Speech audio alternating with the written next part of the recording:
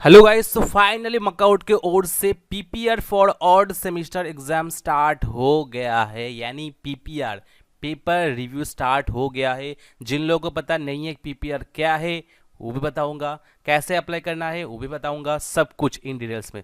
तो चलो पहले देख लेते नोटिस में क्या क्या बोला गया है। ठीक है, तो फर्स्ट ऑफ ऑल बोला गया है तुम लोग का पीपीआर स्टार्ट हो गया है और पीपीआर का फुल फॉर्म है पोस्ट पब्लिकेशन रिव्यू।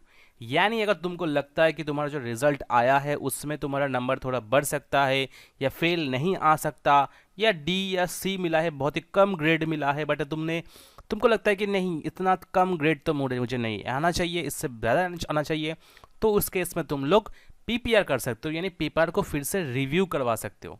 यानी पीपीआर अब तुम्हारा पेपर फिर से रीचेक होगा। ठीक है, बट इसमें कंडीशन है, मैं लास्ट में बताऊंगा कि कौन कौन स्टूडेंट्स को किस किस स्टूडेंट्स को पीपीआर करना चाहिए और किस किस स्टूडेंट्स को पीपीआर नहीं करना चाहिए, बिल्कुल भी नहीं करना चाहिए। ठीक है, वो मैं पहले भी बता दिया था, अभी मैं बताऊंगा, डोंट वरी। तो पीपीआर स्टार्ट हो रहा है आज से, 11 मई से स्टार्ट हो जाएगा एंड उसके बाद 14 मई में कंप्लीट हो जाएगा। एंड रिमेंबर 14 मई के अंदर कॉलेज से वेरिफिकेशन भी होना चाहिए एंड तुम्हारा फीस भी सबमिशन होगा। यानी स्टेप क्या रहेगा, इसमें तुमको स्टेप बताया गया है, मैं बता देता हूँ। पहले तुमको लॉगिन कर लेना है तुम्हारा यूजर नेम पासवर्ड देके, उसके बाद पेपर रिव्यू ऑप्शन आ जाएगा, उसमें क्लिक करना है। क्लिक करने के बाद 11 मई के अंदर यानी आज ही तुमको सबमिट कर देना है। सबमिट करने के बाद तुम्हारे कॉलेज से वेरिफिकेशन होगा। ठीक है, अपन verification by the college. Verification होने के बाद अगर तुम एलिजिबल होते हो देन तुमको फीस पेमेंट करना होगा।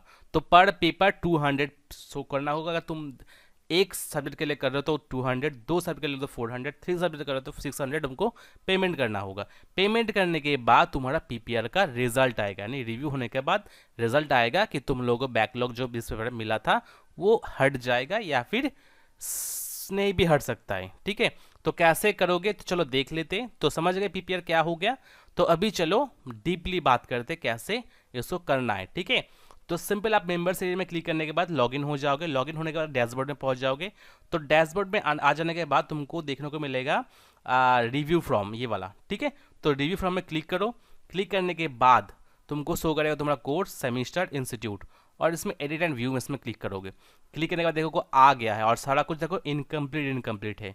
तो मैं एग्जाम्पल करके दिखाऊंगा क्योंकि मैं पेमेंट तो नहीं करूंगा। जब तक तुम पेमेंट नहीं करोगे तब तक तुम्हारा पीपीआर रीचेक नहीं होगा। ठीक है, तो सिंपल सब्जेक्ट फॉर प्रीव्यू में जाता हूँ और उसके बाद मैं रैंडमली कोई सा भी एक चूज़ कर लेता हूँ। मेरा तो बैकलॉग नहीं आया तो जस्ट मैं चूज़ कर लेता हूँ। ठीक है, तो मैंने टीचिंग एंड रिसर्च मेथोलॉजी ये चूज़ कर लिया। देन सबमिट एंड कंटिन्यू में क्लिक कर दोगे। या इधर तुम दो भी चूज़ कर सकते हो। ठीक है, जैसे तुम्हारा हो गया दो में बैकलॉग है या दो में तुम्हारा नंबर कम आया है देन तुम लोग उसमें चूज़ कर सकते हो। तो मेरा जो है मैं टीचिंग रिसर्च मेथोलॉजी इसमें चूज़ कर दिया। ठीक है, देन सबमिट एंड कंटिन्यू में मैंने क्लिक कर दिया। देखो मेरा पूरा candidate name, institute name, code सब कुछ आ गया है। ठीक है, और देखो नीचे इनकम्प्लीट शो कर रहा है, यानी तुम लोगों ने अभी तक पेमेंट नहीं किया है, दैट्स वाई। ठीक है, तो आई कन्फर्म आप इसमें क्लिक करूंगा, अनकन्फर्म एंड सबमिट में इसमें क्लिक कर दूंगा। ठीक है, तो देखो मैंने सबमिट कर दिया। ठीक है, अभी ये हो गया तुम्हारा एक पेपर और यही पेज को तुमको प्रिंट आउट करवा लेना है। अभी ये कॉलेज में वेरिफिकेशन होगा। देखो ऊपर लिखा है your form is submitted but not yet verified by your college. तो कॉलेज से वेरीफाइड होगा, उसके बाद you will able to make payment after the verification, please contact your college. तो मैंने ये सबमिट क्यों किया, क्योंकि मैं पेमेंट नहीं करूंगा। ये वेरिफिकेशन होने के बाद तुम्हारे पास पेमेंट का ऑप्शन आ जाएगा। ठीक है, देन पेमेंट का ऑप्शन आने के बाद यानी वेरीफाइड शो करेगा। देन पेमेंट ऑप्शन के बाद तुमको इधर आके आपका 200 रुपीज़, जैसे कि मेरे केस में 200 रुपीज़ हो गया, ये अब तुमको पेमेंट करना है। ठीक है, पेमेंट करके तुम कहाँ से करोगे, देखो डैशबोर्ड में आ जाओगे। डैशबोर्ड में आने के बाद रिव्यू फॉर्म में क्लिक करोगे। ओके, देन तुम इधर फिर से क्लिक करो और ये तुम्हारा वेरीफाइड शो करेगा। देन नीचे तुम्हारा पेमेंट ऑप्शन आ जाएगा और अगर इधर भी तुमको पेमेंट नहीं मिलता है तो सिंपल डैशबोर्ड में आओगे और देखो मेक पेमेंट लिखा है, इसमें क्लिक करोगे। ठीक है, तो ये तुम्हारे ऊपर ना एक ऑटोमेटिकली पेमेंट सेक्शन शो करेगा, जिसमें मेरे को 0 शो कर रहा है बट इसमें तुम्हारा 200 रुपीज़ शो करेगा। ठीक है, तो उधर जाकर तुमको पेमेंट कर देना है। ठीक है, अभी मैं बात करता हूँ कि किन किन स्टूडेंट्स को रिव्यू फॉर्म फिलअप करना चाहिए और किन किन स्टूडेंट्स को फिलअप नहीं करना चाहिए। जैसे अगर तुम्हारे सब्जेक्ट में अगर फेल या बैकलॉग आता है तो ही उसी केस में तुम लोग पीपीआर फॉर्म फिलअप करो।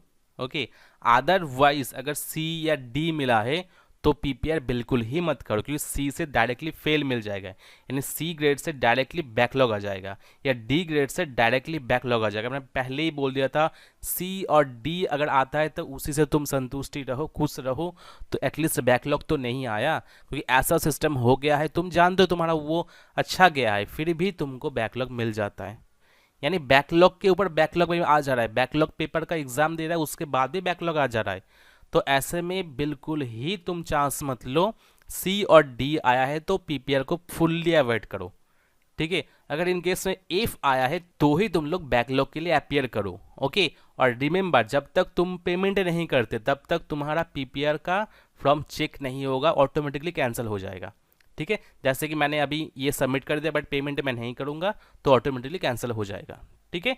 जस्ट तुम लोग को दिखाने के लिए जस्ट मैंने बोला, बाकी तुम लोग एकदम अच्छे से करना और पेमेंट ज़रूर कर देना, ठीक है, after verification your college, okay.